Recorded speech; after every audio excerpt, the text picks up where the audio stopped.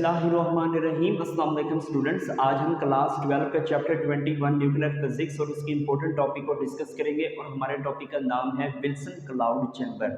तो dear student, exam में ये टॉपिक इंपॉर्टेंट लॉन्ग क्वेश्चन के लिहाज से very very very very very important है। तो स्टूडेंट, टॉपिक को स्टार्ट करने से पहले हमें कुछ बेसिक इंफॉर्मेशन का पता होना चाहिए। आप जानते हैं, जब एक अनस्टेबल रेडियोएक्टिव न्यूक्लियर जब वो स्टेबल न्यूक्लियर में कन्वर्ट होता है तो तीन टाइप्स की रेडिएशंस को इमिट करेगा, alpha radiation, beta radiation and gamma radiation. अब उन रेडिएशन को हम आम आंख से ऑब्जर्व नहीं कर सकते। स्टूडेंट, उन रेडिएशंस को ऑब्जर्व करने के लिए हमारे पास एक डिवाइस होती है और उस डिवाइस का नाम है न्यूक्लियर डिटेक्टर। तो न्यूक्लियर डिटेक्टर होते क्या हैं? तो इसका आंसर ये है कि न्यूक्लियर डिटेक्टर एक ऐसी डिवाइस होती है कि जिसकी मदद से हम न्यूक्लियर रेडिएशंस को डिटेक्ट करते हैं।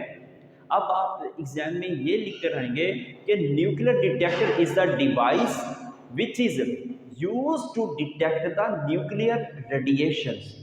एक बार मैं फिर रिपीट कर देता हूँ कि nuclear detector is the device which is used to detect the nuclear radiation is known as nuclear detector। अब न्यूक्लियर डिटेक्टर की स्टूडेंट तीन टाइप्स होती हैं जो कि आपके बुक के अकॉर्डिंग है। अब पहली टाइप है वो है विल्सन क्लाउड चैम्बर, दूसरी टाइप है स्टूडेंट गीगर मूलर काउंटर और तीसरी टाइप होती है सॉलिड स्टेट डिटेक्टर। तो आज के इस लेक्चर के अंदर हम फर्स्ट टाइप को डिस्कस करेंगे। वो फर्स्ट टाइप है स्टूडेंट विल्सन क्लाउड चैम्बर। तो स्टार्ट करते हैं आज का खूबसूरत सा लेक्चर। टॉपिक का नाम है स्टूडेंट विल्सन क्लाउड चैम्बर। तो विल्सन क्लाउड चैम्बर का फर्स्ट ऑफ ऑल हम इंट्रोडक्शंस को देखते हैं। तो इंट्रोडक्शन का जो फर्स्ट पॉइंट है वो मैंने ये लिख रखा है कि न्यूक्लियर फिजिक्स और पार्टिकल फिजिक्स की फील्ड में विल्सन क्लाउड चैम्बर जो होता है वो एक फंडामेंटल डिवाइस होती है कि जिसकी मदद से हम न्यूक्लियर रेडिएशंस को डिटेक्ट करते हैं, बल्कि हम न्यूक्लियर रेडिएशंस के डिफरेंट पाथ को भी डिटेक्ट करते हैं। तो मैंने पहली लाइन यही लिख रखी है, in the field of nuclear and particle physics Wilson cloud chamber is the fundamental device to detect and to observe the different paths of the nuclear radiation such as alpha, beta and gamma। मतलब ये है कि nuclear और particle physics की field में Wilson cloud chamber एक fundamental device होती है जिसकी मदद से हम न्यूक्लियर रेडिएशंस को डिटेक्ट करते हैं, बल्कि साथ ही हम न्यूक्लियर रेडिएशंस के डिफरेंट पाथ को भी हम डिटेक्ट करते हैं। तो स्टूडेंट, न्यूक्लियर रेडिएशन आप जानते हैं वो होता है alpha, beta and gamma. Next very very very important line जो कि एमसीक्यूज में आपसे बच्चों पूछ सकता है कि यूके की कैम्ब्रिज यूनिवर्सिटी की एक कन्विंडिश लेबोरेटरी में CTR विल्सन ने 1911 में एक डिवाइस बनाई जिसको हम नाम देते हैं विल्सन क्लाउड चैम्बर का। तो मैंने नेक्स्ट लाइन यही लिख रखी है, it was invented by CTR Wilson in 1911 in Cambridge laboratory university of Cambridge UK. मतलब ये है कि यूके की कैम्ब्रिज यूनिवर्सिटी की कैम्ब्रिज लेबोरेटरी में CTR विल्सन ने 1911 में एक डिवाइस इन्वेंट की। अब स्टूडेंट, इस डिवाइस की मदद से दो और इन्वेंशन हुई। एक स्टूडेंट है पॉजिट्रॉन और दूसरा है म्यून्स। एक बार मैं फिर रिपीट कर देता हूं कि विल्सन क्लाउड चैम्बर की मदद से दो और इन्वेंशन हुई। एक है स्टूडेंट पॉजिट्रॉन और दूसरा है म्यून्स। तो ये दो पार्टिकल्स हैं, ठीक हो गया बच्चों। तो इन दोनों पार्टिकल्स की डिस्कवरी इस विल्सन क्लाउड चैम्बर की मदद से हुई।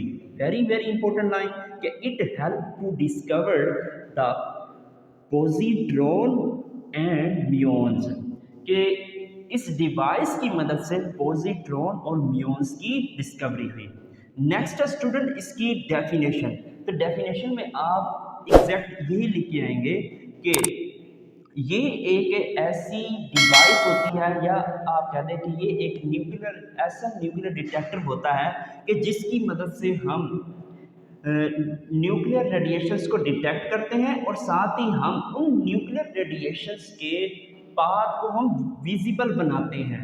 तो वो जो डिवाइस होगी उस डिवाइस को हम नाम देंगे विल्सन क्लाउड चैम्बर का। तो मैंने डेफिनेशन बिल्कुल सिंपल सी लिख रखी है कि it is the device which is use to detect and visible path of the nuclear radiation is called Wilson cloud chamber. मतलब ये है स्टूडेंट कि ये एक ऐसी डिवाइस होती है कि जिसकी मदद से हम न्यूक्लियर रेडिएशंस को डिटेक्ट करते हैं और साथ ही हम न्यूक्लियर रेडिएशन के पाथ को विजिबल बनाते हैं। ठीक है स्टूडेंट, न्यूक्लियर रेडिएशंस के पाथ को हम विजिबल भी बनाते हैं ताकि वो हमें नज़र आ सके। तो स्टूडेंट ऐसी डिवाइस को हम नाम देंगे विल्सन क्लाउड चैम्बर का। तो नेक्स्ट है स्टूडेंट प्रिंसिपल।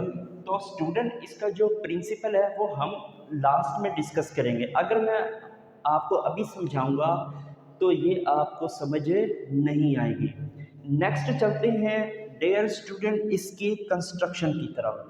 तो कंस्ट्रक्शन को अंडरस्टैंड करने से पहले हमें इस डायग्राम को अच्छे से समझना होगा। डियर स्टूडेंट, कंस्ट्रक्शन की पहली लाइन में मैंने ये लिख रखा है कि ये एक क्लोज्ड सिलेंड्रिकल चैम्बर होता है। ये एक क्लोज्ड सिलेंड्रिकल चैम्बर होता है। अब इस चैम्बर के बच्चों टॉप पर एक ट्रांसपेरेंट गिलास विंडो लगी खड़ी होती है और इस चैम्बर के बॉटम पर हमने एक मूवेबल पिस्टन लगा रखा होता है। अब इस चैम्बर के दोनों साइड पर हमने विंडोज लगा रखी होती हैं। लेफ्ट हैंड साइड चैम्बर की लेफ्ट हैंड साइड पर W1 विंडो होती है और चैम्बर की राइट हैंड साइड पर W2 विंडो होती है। हमने विंडो का नाम दे दिया। पहली विंडो हम उसका नाम देते हैं W1 और दूसरी विंडो वो है W2। अब W1 विंडो में हमने एक लाइट सोर्स लगा रखा होता है। अब इस लाइट सोर्स की मदद से इस विंडो में से जो लाइट सोर्स से जो रोशनी इमिट होंगी वो रोशनी या वो लाइट्स इस विंडो 1 से पास होंगी। अब विंडो 2 जो कि राइट हैंड साइड पर है, अब स्टूडेंट इस W2 विंडो के साथ हमने रेडिएशन सोर्स को रखा हुआ होता है। अब ये जो रेडिएशन सोर्स है रेडिएशंस को इमिट करेगा। अब ये जो रेडिएशंस इमिट हुई हैं रेडिएशन सोर्स है वो रेडिएशन W2 विंडो से पास होंगी। डियर स्टूडेंट, अब इस चैम्बर के अंदर एक वैक्यूम भी लगा खड़ा होता है और साथ ही हमने एक पोटेंशियल भी अप्लाई कर रखा होता है। तो पोटेंशियल का जो केस है स्टूडेंट हम वो लास्ट में डिस्कस करेंगे। इसके बाद स्टूडेंट मैंने ये लिख रखा है कि इस मूवेबल पिस्टन के सरफेस पर हमने एक ब्लैक फ्लैट पैड को रखा होता है। अब इस ब्लैक फ्लैट पैड को हमने अल्कोहल में डिप कर रखा होता है, ठीक है, या आम जुबान में कहेंगे भिगो रखा होता है ब्लैक फ्लैट पैड को, और उसी ब्लैक फ्लैट पैड को हमने मूवेबल पिस्टन की सरफेस पर हमने रखा हुआ होता है। तो स्टूडेंट अब इस ट्रांसपेरेंट गिलास के बिल्कुल ऊपर हमने एक कैमरे को अटैच कर रखा होता है। तो मैं उम्मीद करता हूँ स्टूडेंट आपको ये तमाम की तमाम बातें समझ आ गई होंगी। अब कंस्ट्रक्शन के अंदर मैंने यही बातें लिख रखी हैं। तो सिंपल बच्चों बातें हैं। पहला जो पॉइंट है वो ये है, it consist of the closed cylindrical chamber with transparent glass window at its top and movable piston at its bottom. मतलब ये है कि ये एक क्लोज्ड सिलेंड्रिकल चैम्बर होता है। अब इस क्लोज्ड सिलेंड्रिकल चैम्बर के बिल्कुल ऊपर एक ट्रांसपेरेंट गिलास विंडो लगी खड़ी होती है और इसके बॉटम पर, इस चैम्बर के बॉटम पर स्टूडेंट हमने एक मूवेबल पिस्टन लगा रखा होता है। तो पहली लाइन का मतलब ये है। इसके बाद student there are two windows W1 and W2 provided on the both side of the cylinder. मतलब ये है कि इस सिलेंडर के दोनों साइड पर विंडोज लगा रखी होती हैं। पहली विंडो को हम W1 का नाम देंगे और दूसरी विंडो को हम W2 का नाम देंगे। अब हम इसके फंक्शन को समझते हैं विंडोज के। One window W1 on the left hand side is used for the light in chamber. मतलब ये है कि W1 जो विंडो है जो कि चैम्बर की लेफ्ट हैंड साइड पर है, तो स्टूडेंट इस विंडो को हम लाइट के तौर पर हम यूज़ करेंगे। ठीक है, तो यहाँ से बच्चों लाइट सोर्स से लाइट इमिट होगी और वो लाइट W1 से पास होगी और सिलेंडर का ये वाला जो रीजन होगा ये क्या होगा, ग्लो हो जाएगा या चमकेगा, या लाइट बच्चों जाएगी तो चमकेगा ना। नेक्स्ट स्टूडेंट मैंने इंपॉर्टेंट लाइन ये लिख रखी है and other window W2 on the right hand side लिखे हैं यहाँ पे आप, तो right hand side is used for the radiation inside the chamber. मतलब ये है कि इस चैम्बर की जो राइट हैंड साइड पर एक विंडो लगी खड़ी है, तो उस विंडो को हम रेडिएशन सोर्स से जो रेडिएशंस इमिट होंगी और वो रेडिएशन विंडो 2 में से स्टूडेंट पास होंगी। ये है इसका मतलब। इसके बाद camera is also fitted over the glass window to capture the paths of the nuclear radiation. मतलब ये है कि इस ट्रांसपेरेंट गिलास विंडो के ऊपर हमने एक कैमरे को अटैच कर रखा होता है ताकि हम न्यूक्लियर रेडिएशंस के पाथ की पिक को, ठीक है स्टूडेंट, कैप्चर कर सके और उसको विजुलाइज कर सके। मतलब ये है। Next student very very very important line, a black flat pad dipped in alcohol placed on the piston. मतलब ये है कि मूवेबल पिस्टन के बिल्कुल सरफेस पर हमने एक ब्लैक फ्लैट पैड जो कि अल्कोहल में भीगा हुआ होता है उसको हमने रखा हुआ था। किस पर भाई? मूवेबल पिस्टन पर। ये है मतलब। Next student very very very important point वो ये है, the chamber is fitted with air which is saturated with alcohol. मतलब ये है इस चैम्बर को हमने हवा के ज़रिए से भर रखा होता है, या हम ये कह रहे हैं सिंपल, हमने हवा इस चैम्बर के अंदर भर रखी होती है। अब स्टूडेंट यहाँ से मतलब ब्लैक फ्लैट पैड से अल्कोहल के बच्चों वेपर्स क्या होंगे, बनेंगे। अब वो वेपर्स उस हवा के मॉलिक्यूल्स के साथ इंटरेक्ट होंगे, या हम ये कह सकते हैं कि वो जो अल्कोहल्स के वेपर्स हैं वो उस हवा के पार्टिकल या हवा के एटमों के साथ सैचुरेट हो गई हैं। तो सैचुरेट का मतलब मैं बच्चों एक और इजी वे के अंदर आपको समझाता हूँ। मान लो स्टूडेंट आपके पास है एक पानी का गिलास, अब उस पानी के गिलास में आपने एक चम्मच चीनी की डाली, फिर आपने उसको खोल दिया, फिर दूसरी चम्मच डाली, फिर आपने उसको कम्प्लीटली तौर पर घोल दिया। तो ऐसे स्टूडेंट करते करते करते करते एक ऐसा टाइम आएगा जब आप एक और चम्मच डालोगे ना तो वो स्टूडेंट हल नहीं होगा। ठीक है, चीनी उस पानी के अंदर हल नहीं होगी। तो वो जो स्टेट होती है वो होती है सैचुरेटेड स्टेट। ठीक है बच्चों, लास्ट वाली जो लाइन है वो इंपॉर्टेंट है, मैं दोबारा रिपीट कर देता हूँ। The chamber is filled with air which is saturated with alcohol. मतलब ये है कि हमने इस चैम्बर को हवा की मदद से फिलअप कर रखा होता है और इसके बाद वो जो अल्कोहल के वेपर्स होंगे वो वेपर्स इन हवा के मॉलिक्यूल के साथ सैचुरेट हो जाएंगे। तो स्टूडेंट मैं उम्मीद करता हूँ आपको जो कंस्ट्रक्शन है वो क्लियर हो गई होगी। नेक्स्ट स्टूडेंट इसकी वर्किंग। जब बच्चों वर्किंग आपको समझ आ गई तो इसका जो प्रिंसिपल है ना वो आपको इजी लगेगा। तो स्टार्ट करते हैं बच्चों की नेक्स्ट इंपॉर्टेंट पॉइंट को, वो है वर्किंग। वर्किंग की हेडिंग डालेंगे, लिखना आपने ऐसे ही है, तरतीब के साथ लिखना है।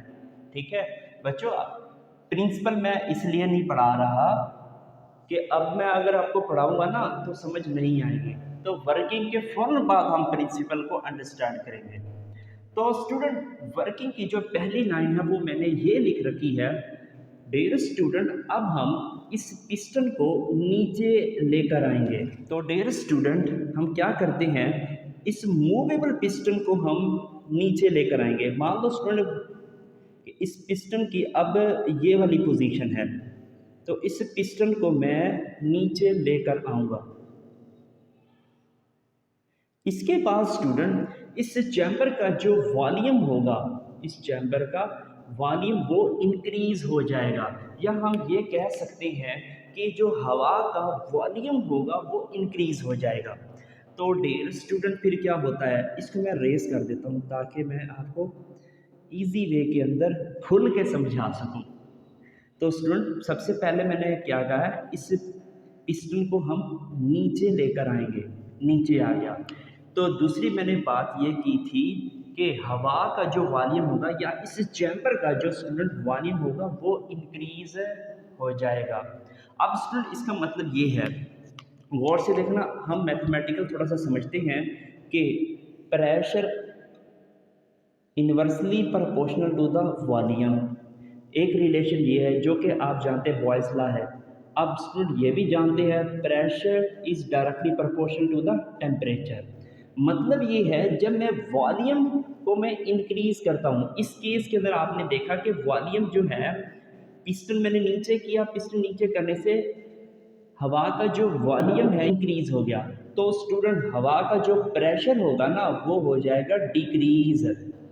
तो स्टूडेंट जब प्रेशर डिक्रीज होगा, जब मैं प्रेशर डिक्रीज करूँगा तो इसका मतलब ये है कि उस हवा का जो टेम्परेचर होगा वो भी डिक्रीज हो जाएगा। जब हवा का टेम्परेचर स्टूडेंट डिक्रीज होगा तो वो जो हवा होगी वो कोल्ड होना स्टार्ट हो जाएगी, ठंडी होना स्टार्ट हो जाएगी। इसके बाद स्टूडेंट होता ये है कि डियर स्टूडेंट कि अल्कोहल के जो वेपर्स होंगे उन ठंडी हवा के साथ रिएक्ट करेंगे। तो इसके बाद वो जो हवा होगी वो सुपर सैचुरेटेड स्टेट के अंदर चली जाएगी। मैं फिर रिपीट कर देता हूँ स्टूडेंट, यहाँ से मतलब ब्लैक फ्लैट पैड से जो अल्कोहल्स के जो वेपर्स होंगे वो वेपर्स उन हवा के मतलब उस ठंडी हवा के साथ इंटरेक्ट करेंगे, तो वो जो ठंडी हवा है स्टूडेंट वो सुपर सैचुरेटेड स्टेट के अंदर चली जाएगी। अब सुपर सैचुरेटेड स्टेट को मैं एक एग्जांपल से समझाता हूँ। स्टूडेंट फर्ज करें आपको 3 रोटियों की भूख है, तो मैं आपको 3 रोटियां खिला देता हूँ, तो आप स्टूडेंट सैचुरेटेड स्टेट के अंदर चले जाएंगे। जब मैं आपको एक और रोटी खिला दूंगा तो आप जो है सुपर सैचुरेटेड स्टेट के अंदर चले जाएंगे। तो मैं उम्मीद करता हूँ स्टूडेंट आपको ये एग्जांपल समझ आ गई होगी। तो इसको कहते हैं सुपर सैचुरेटेड स्टेट, मतलब हद से ज़्यादा खाना, तो वो होता है सुपर सैचुरेटेड स्टेट। इसके बाद स्टूडेंट होता ये है कि हमने करना ये है नेक्स्ट में, यहाँ पे आपको समझ आ गया कि सुपर सैचुरेटेड स्टेट के अंदर हवा हमारी चली गई है, तो कुछ पार्टिकल स्टूडेंट और भी होंगे। इसके बाद हम क्या करते हैं, लाइट सोर्स को ऑन करते हैं और यहाँ से स्टूडेंट W1 विंडो से लाइट इंटर होती है। इसके बाद W2 विंडो के साथ तो रेडिएशन सोर्स पड़ा होता है। अब इस रेडिएशन सोर्स से रेडिएशंस इमिट होंगी, अब वो रेडिएशन W2 विंडो से बच्चों पास होती हैं। तो मैं यही लिखता हूँ, ये आ गई है रेडिएशन। अब स्टूडेंट आप मान लो कि हवा का एक एटम मौजूद है। अब उस हवा के एक एटम, ये आ गया है एक एटम, तो इसके लास्ट शेल के अंदर, लास्ट वाला जो शेल है वहाँ पे फ्री इलेक्ट्रॉन मौजूद होंगे। तो स्टूडेंट ये जो रेडिएशंस हैं इस हवा के मॉलिक्यूल्स के साथ इंटरेक्ट करेंगी। जब स्टूडेंट इसका जब ये यहाँ पे पहुँचेगी, ये जो रेडिएशंस है यहाँ पे पहुँचेगी, तो यहाँ से इस हवा का जो एक एटम के इलेक्ट्रॉन होगा वो रिमूव हो जाएगा या निकल जाएगा। ठीक है बच्चों, तो ये आ गया इलेक्ट्रॉन। अब इसके बाद एटम्स पर बिहाइंड कौन सा चार्ज आएगा, एटम्स पर बिहाइंड पॉजिटिव चार्ज आ जाएगा। इसी तरह यहाँ पर तो बहुत सारे एटम मौजूद हैं। तो डियर स्टूडेंट, जैसे जैसे रेडिएशन आगे जाती जाएगी तो यहाँ पे बच्चों ऊपर इलेक्ट्रॉन्स की लेयर बनती जाएगी और नीचे स्टूडेंट पॉजिटिव या कैटाआइंस, जिसको हम कैटाआइंस बोलते हैं, कैटाआइंस की लेयर बनती जाएगी। अब इसके बाद स्टूडेंट होता ये है कि जो सुपर सैचुरेटेड वाले जो वेपर्स होंगे वो सुपर सैचुरेटेड वेपर्स इन आइंस के साथ कंडेंस्ड हो जाएंगे। मैं फिर रिपीट कर देता हूँ, ये जो हवा के एटम्स हैं, इस हवा के एटम के साथ ये जो रेडिएशंस है इंटरेक्ट होगी। इंटरेक्ट होने से ये जो एटम्स हैं ये पॉजिटिव और नेगेटिव आइंस में कन्वर्ट होना शुरू हो जाएंगे। या हम सिंपलिसिटी ये कह देते हैं कि रेडिएशंस के पाथ के साथ पॉजिटिव और नेगेटिव लेयर्स बनना स्टार्ट हो जाएगी आइंस की। अब उन आइंस पर जो सैचुरेटेड वेपर जो बने थे इस केस के अंदर, वो सैचुरेटेड वेपर्स इन आइंस के साथ स्टूडेंट इन आइंस के साथ कंडेंस्ड हो जाएंगे।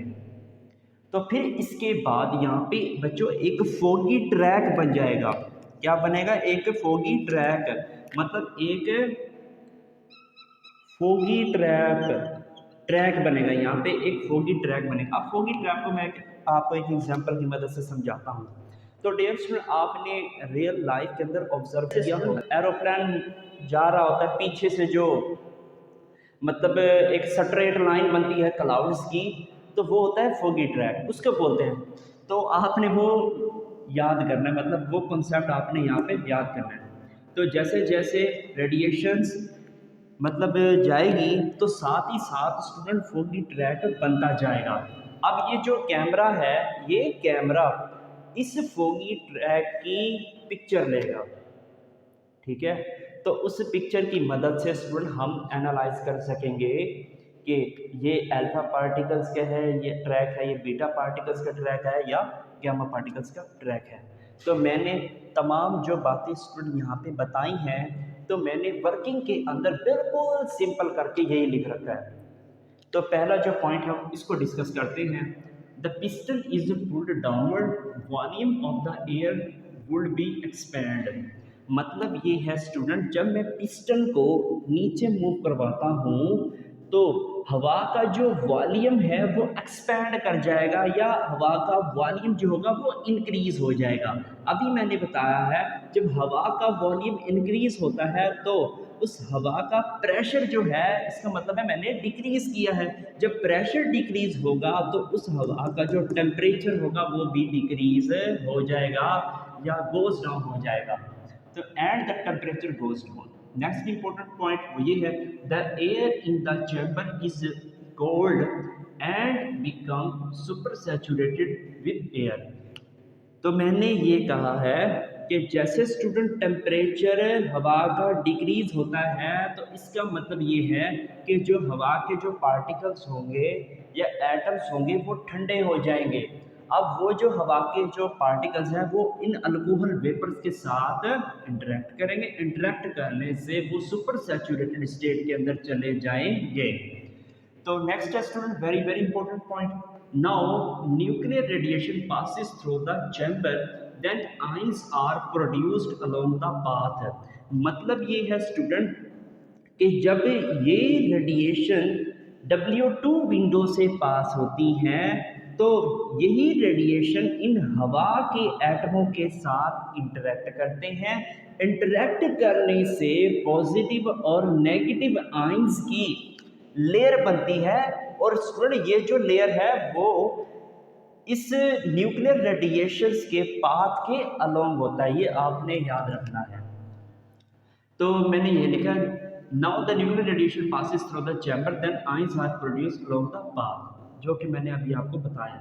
Next student, water vapours would be condensed along the line of the ions which is the path of, यहाँ पे स्पेलिंग करेक्ट कर लें, which is the path of the radiation. मतलब ये है कि स्टूडेंट जो वाटर वेपर्स जो होंगे, ठीक है, वो वाटर वेपर्स इन आइंस के साथ कंडेंस्ड होना शुरू हो जाएंगे। कंडेंस्ड होने से जो कि न्यूक्लियर रेडिएशन का जो पाथ होगा वो हमें विजिबल दिखाई देना शुरू कर देगा। अब मैं आपको बच्चों एक और कंडेंस्ड का मतलब समझाता हूँ।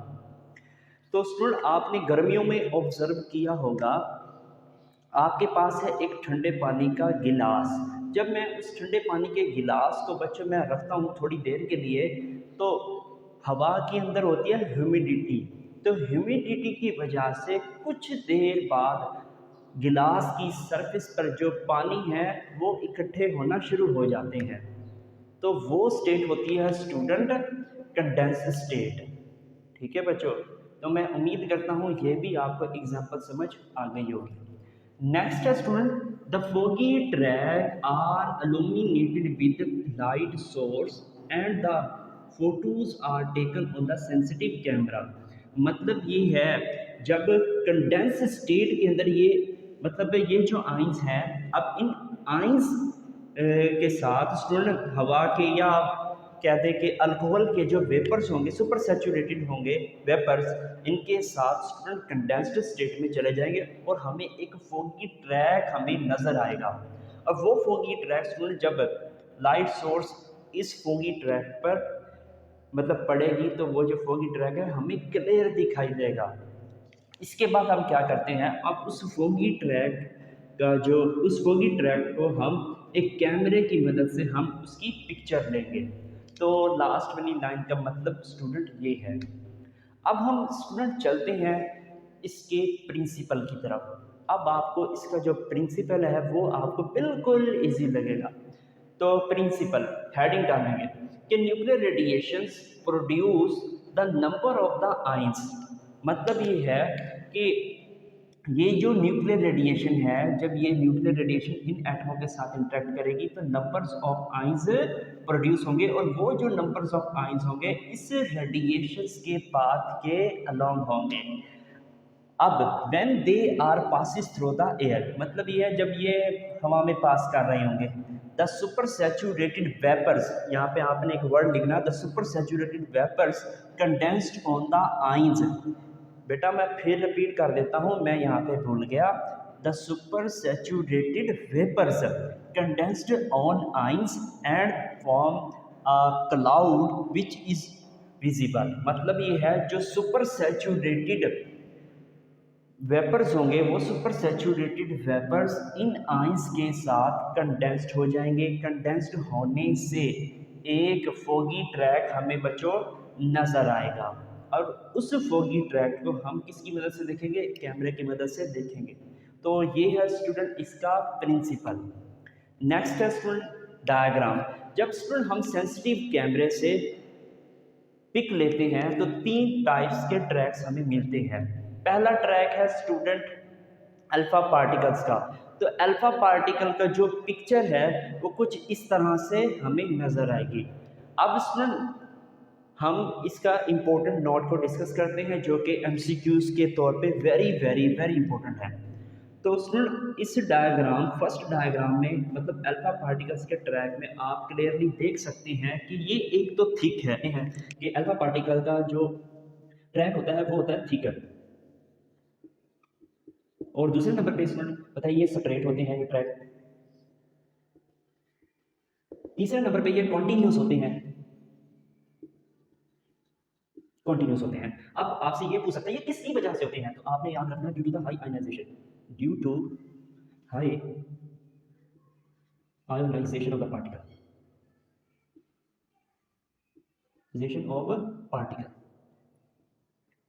मतलब ये है कि हाइनाइजेशन पार्टिकल्स की वजह से एक तो अल्फा पार्टिकल्स का जो ट्रैक होता है वो थिक होता है, दूसरा स्ट्रेट लाइन होता है, और तीसरा कॉन्टिन्यूस होता है। तो स्टूडेंट ये है एमसीक्यू जो कि बन सकता है। अब बीटा पार्टिकल्स का जो ट्रैक है वो आप बच्चों यहाँ देख सकते हैं।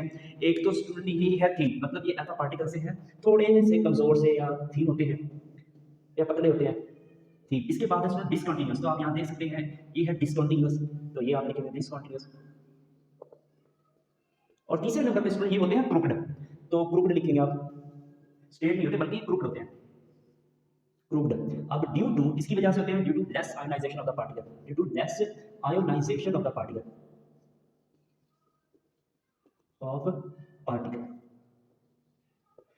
नेक्स्ट है student tracks of gamma rays. तो गैमा रेस के जो ट्रैक्स है वो हमें कुछ इस तरह से दिखाई देंगे।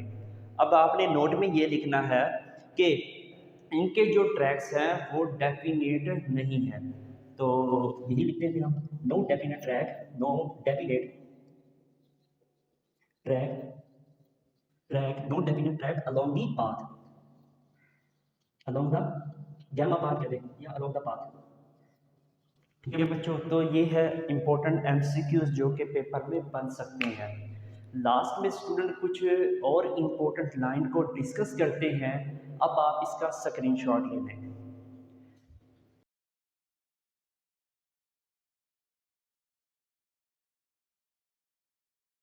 स्टूडेंट अब हम नेक्स्ट चलते हैं। After taking a photo piston is pushed back to the original position. मतलब ये है कि फोटो बच्चों जब हम ले लेंगे तो पिस्टन जो होगा वो अपनी ओरिजिनल हालत में आ जाएगा। मतलब ये है जब हम इस कैमरे से ना पिक्चर ले लेंगे तो ये जो पिस्टन है जैसे कि पहले वाली हालत में था उसी हालत में आ जाएगा। नेक्स्ट है इंपॉर्टेंट लाइन, ये है कि electric field is applied to sweep out all ions inside the chamber. तो स्टूडेंट अब हम डिस्कस करते हैं वो ये है कि हमने यहाँ पे एक पोटेंशियल अप्लाई करना है। तो पोटेंशियल अप्लाई स्टूडेंट हमने इसलिए किया, यहाँ पे आप देख सकते हैं पॉजिटिव मतलब हाई वोल्टेज दे रखा है और यहाँ पे स्टूडेंट हमने लो वोल्टेज दे रखा है। तो पॉजिटिव जो होंगे यहाँ से पॉजिटिव आ जाएंगे, तो ये है नेगेटिव, तो पॉजिटिव नेगेटिव एक दूसरे को अट्रैक्ट करेंगे मतलब न्यूट्रल हो जाएंगे। तो इसी तरह यहाँ पे भी बच्चों ऐसे ही करती है, आ जाएगा नेगेटिव और यहाँ पे आ जाएंगे बच्चों पॉजिटिव। ये जो पॉजिटिव की लेयर बनी है पॉजिटिव आयंस की, ये इस चैम्बर के साथ आके अटैच हो जाएंगे। तो ये जो प्रोसेस होगा स्टूडेंट ये मतलब न्यूट्रल हो जाएगा, आयंस क्या हो जाएंगे? न्यूट्रल हो जाएंगे। This chamber is ready for री यूज। मतलब ये जो चैम्बर होगा इसको हम दोबारा इस्तेमाल के काबिल बना सकते हैं। This process is repeated automatically. ये जो प्रोसेस स्टूडेंट होता है ये ऑटोमेटिकली होता है। ठीक है, सेंसर लगे खड़े होते हैं इस डिवाइसेस के अंदर, तो ये जो प्रोसेस होता है ये रिपीटेड ऑटोमेटिकली होता है।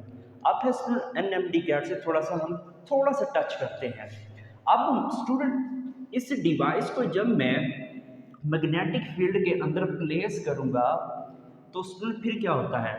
तो डियर स्टूडेंट जब मैं इस होल डिवाइस को मैग्नेटिक फील्ड्स के अंदर मैं प्लेस करूंगा, ये जो रेडिएशन है स्टूडेंट इस रेडिएशन पर एक मैग्नेटिक फोर्स लगेगी। तो मैग्नेटिक फोर्स लगने की वजह से वो जो मतलब रेडिएशन है, ये जो रेडिएशन है ये रेडिएशन स्टूडेंट इस पर सेंट्रीपिटल फोर्स लगेगी, मैग्नेटिक फोर्स भी लगेगी और सेंट्रीपिटल फोर्स भी लगेगी। जब लगेगी तो ये जो पार्टिकल्स है ये सर्कल में मूव करना शुरू कर देगा।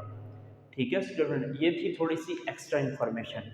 एक और एक्स्ट्रा इन्फॉर्मेशन वो ये है कि स्टूडेंट इस पार्टिकल्स का हम मोमेंटम भी फाइंड आउट कर सकते हैं और साथ के साथ हम पार्टिकल्स या रेडिएशंस क्या दें, तो रेडिएशन ज़्यादा बेस्ट है कि रेडिएशंस का हम मोमेंटम भी कैलकुलेट कर सकते हैं और साथ ही हम काइनेटिक एनर्जी भी कैलकुलेट कर सकते हैं। तो डियर स्टूडेंट ये थी आज की डिस्कशन। अगर आप मेरे चैनल पर नए आए हैं तो लाजमी सब्सक्राइब करें, लेक्चर का लिंक अपने दोस्तों के साथ लाजमी शेयर किया करें। मिलते हैं एक और नए लेक्चर में, तब तक के लिए टिल देन अल्लाह हाफिज़।